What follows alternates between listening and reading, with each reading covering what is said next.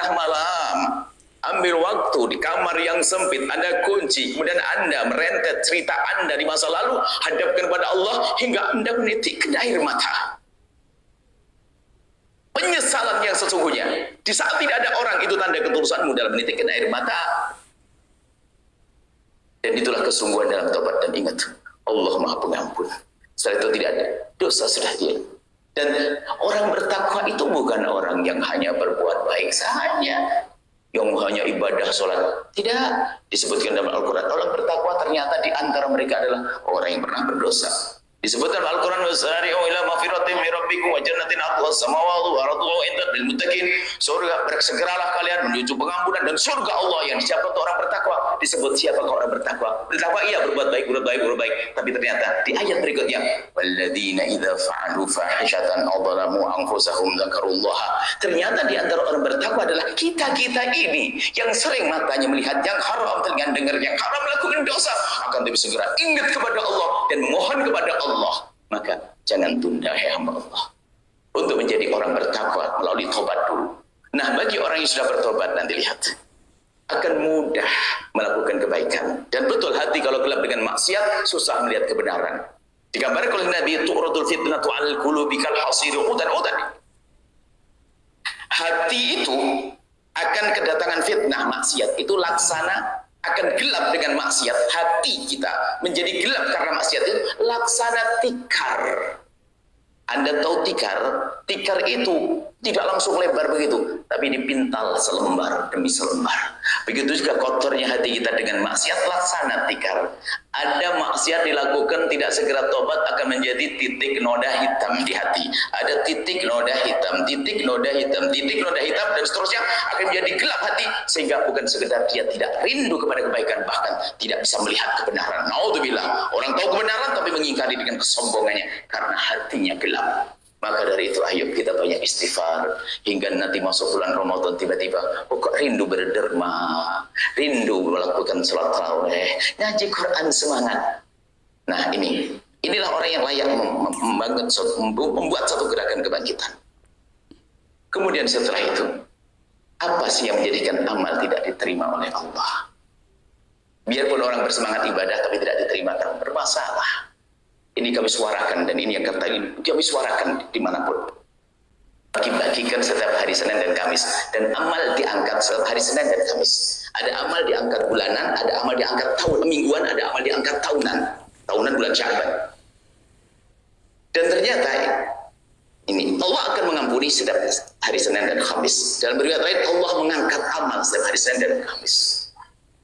Dan Allah akan mengampuni, fa yughfaru likulli 'abdin la yusyriku billahi syai'a. Allah akan mengampuni setiap hamba asalkan tidak menyekutukan Allah. Kita akan dapatkan pengampunan. Cuman ada pengecualiannya, illa rajulan, kecuali seseorang kana bainahu wa baina akhihi syahna, kecuali satu orang yang dia punya permasalahan dendam, benci, dengki kepada temannya, kepada saudaranya.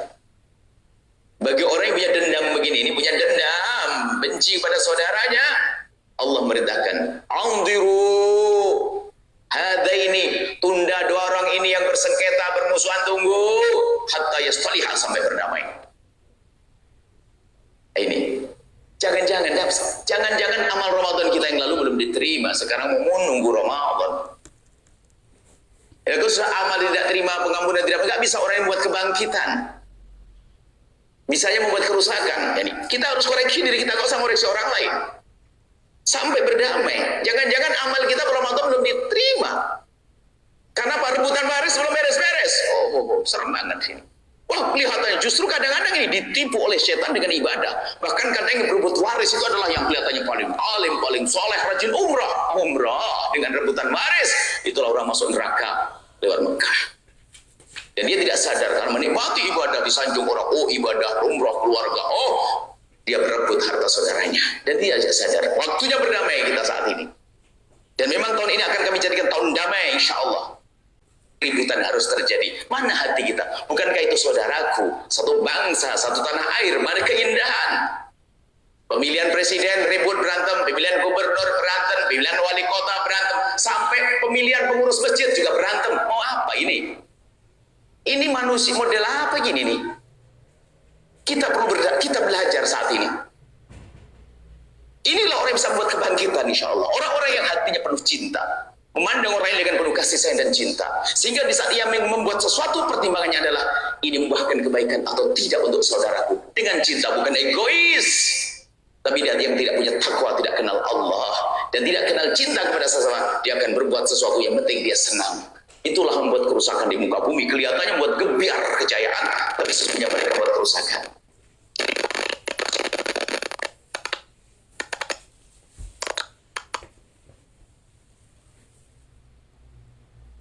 Sampaikan, tidak ada benci dan dengki di antara kita. Enak saya melihat Anda senang, Anda melihat kami senang. Coba kalau dari tadi ada benci, ada dendam, ngomong apa tuh? Ngapain tuh? Ngapain di sini? Semuanya akan dengan kekotoran.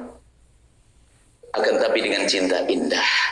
Ayo kita jadi penyeru cinta di negeri ini, penyeru damai. Kadang kami goyonan, hei tim sukses, cukuplah sanjung bosmu tanpa harus mencaci orang lain. Sebut program-program kebaikannya, tapi jangan mencaci orang lain. Jangan biasakan dengan caci maki. Itu menumbuhkan kebencian.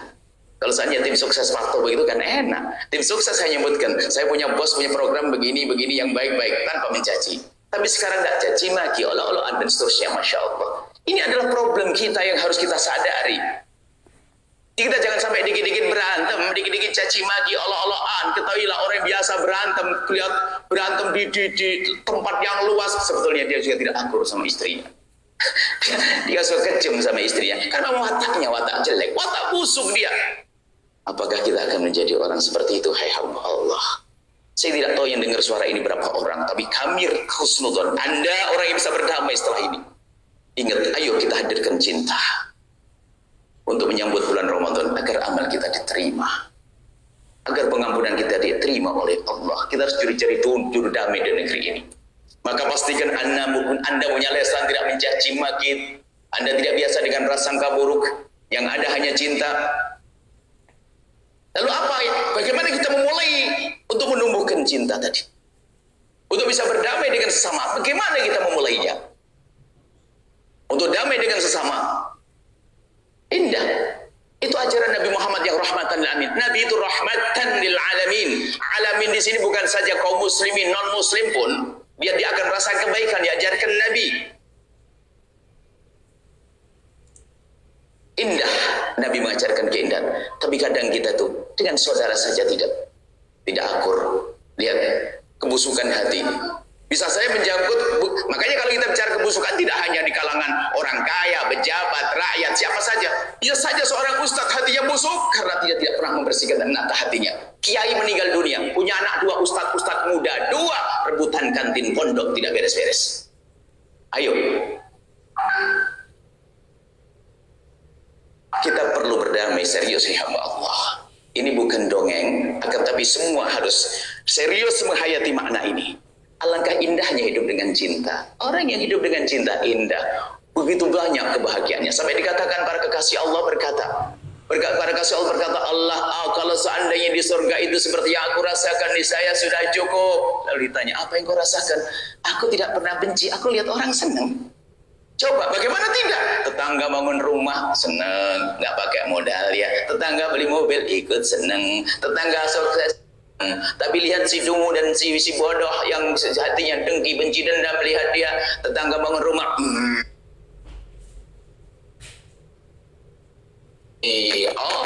Sebenarnya kaya lagi bukan pejabat dia bingung. Dan itu sakit sebetulnya, cuman bodoh dia, koreng dibiara. Makanya Imam Ghazali mengatakan ilmu ini ilmu fardu ain di atas fardu ain. Dikata ilmu paling wajibnya ilmu ini. Kita sebarkan ilmu ini.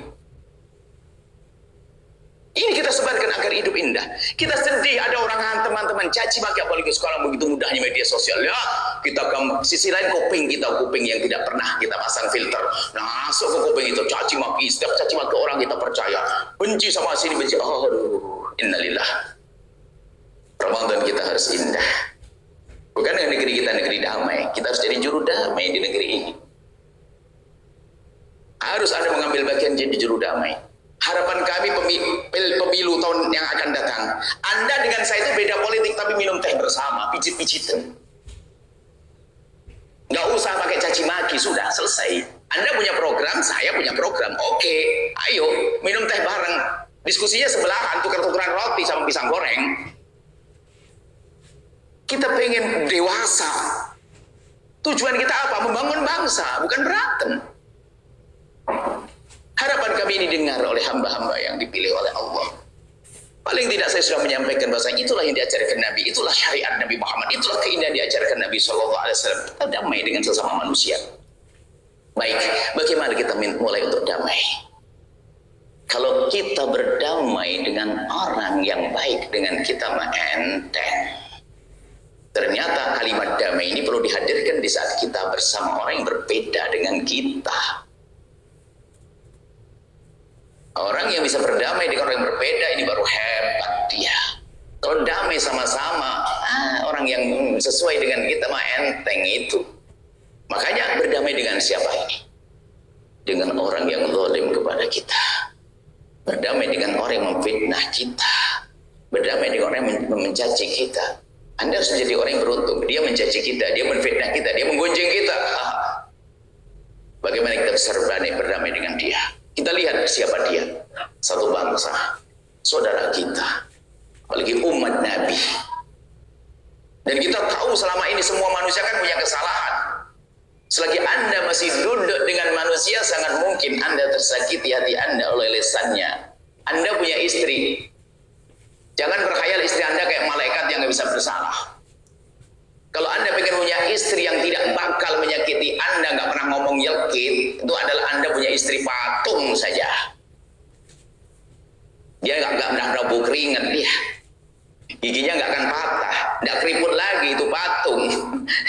Tapi Anda punya istri manusia yang seutuhnya. Ada saat-saat tertentu emosi datang, menjelang haid kadang berubah, apalagi hamil tua menjelang hamilnya. Suami juga begitu, corik payah panas di luar, ketemu dengan macam-macam orang, nagih utang, nggak ada oleh dapat, malah dimarah-marahi, pulang membawa muka cemberut. Anda harus paham mana itu, jangan langsung dimarahi suaminya. Kita belajar memahami keindahan itu penting. Cobalah kalau Anda pakai rumus keindahan, semuanya hidup akan indah. Anda indah, Anda bahagia. Itulah yang dikatakan kekasih.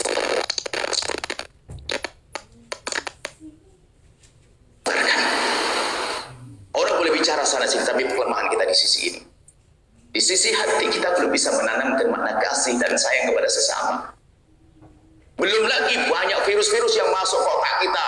Kita sering bolong dengar informasi adu domba, caci maki segala macam. Akhirnya apa? Kita pun ke bawah-bawah. Rugi kita. Kita menjadi hidup tidak enak, capek. Kemudian pungkasan. Bagaimana kita memulai berdamai dengan sesama manusia? Dia kurang ajar banget sama aku. Dia yang memfitnah aku. Gara-gara dia aku udah jadi naik pangkat, tahu udah kau. Mantan istri, mantan suami, saudara ngerebut waris, banyak problem. Maka sekarang Anda cari problem-problem. Orang yang dolim pada Anda hadirkan saat ini. Sekarang juga siapa yang berbuat dolim pada Anda, coba hadirkan. Baru kita melatih saat ini. Bagaimana kita bisa berdamai? Kalau kita sudah berdamai dengan mereka lihat setelah itu perdamaian mudah kita wujudkan. Orang berbuat dolim kepada kita, aniaya kepada kita, menfitnah kita, menyebar berita tentang begini-begini. Ayo, apa yang bisa kita lakukan? Coba kita tatap hati kita. Berikan kebaikan. Bukankah Nabi yang mengajarkan laisal wasuli bil mukafi? Penyambung silaturahmi itu bukan orang yang membalas kebaikan dengan kebaikan. Pahami makna ini. Akan tapi man idza quti'at rahimu wa shalah. Tapi kalau dijailin malah dia ngebaikin. Kalau orang membalas kebaikan, orang yang berbuat baik mah enteng. Tapi di saat ada orang jahat kepada kita lalu kita berbuat baik, kita menang kita. Kalau ada orang berbuat jahat kita balas juga, maka apa bedanya antara kita dengan dia? Hakku diambil, hartaku diambil. Iya, kita boleh menuntut ke mahkamah, tapi tidak pakai dendam, tidak pakai marah, tidak pakai caci maki. Semuanya dengan keindahan yang diajarkan Nabi. Saya tuntut di mahkamah, tapi tidak caci maki, tidak menyebar berita, oh dia zalim pada saya di media, itu saudara saya kurang ajar. Ngapain harus begitu? Karena harapan kita setelah sukses selesai damai kita. Cuman kadang kita bersama syaitan yang yuki bainakum al-adawata wal baghdha yang selalu menanamkan kebencian di antara kita. Sehingga gampang kita, dikit-dikit informasi keluar, wah ribut, akhirnya tambah rame. Untuk apa itu semua, hai hamba Allah? Kita harus serius dalam berdamai saat ini. Kita belajar serius. Kalau kita benar belajar di hari ini, oh, setelah itu akan indah semuanya. Kita memulai kebaikan. Bagaimana memulai kebaikan? Beri uang, beri hadiah, beri waduh. Kalau itu pakai modal, wah gaji saja pas-pasan gimana? Saya ngasih duit. Saya masih punya utang. Ini belum beres juga beli rumah ini. Baik. Mulailah dengan kebaikan yang sangat mudah, tapi susah. Waduh, ada mudah tapi susah. Nggak pakai modal, cukup ngomong. Coba mudah, tapi tiba-tiba Anda ngomong susah nanti. Yaitu apa? Mendoakan dengan kebaikan kepada orang yang kurang ajar itu. Yang pinjam duit nggak balik-balik, ditelepon malah direcek, dicari rumahnya nggak ada, katanya sandalnya lengkap. Giliran Anda ke belakang nyari dia lagi ngitung duit.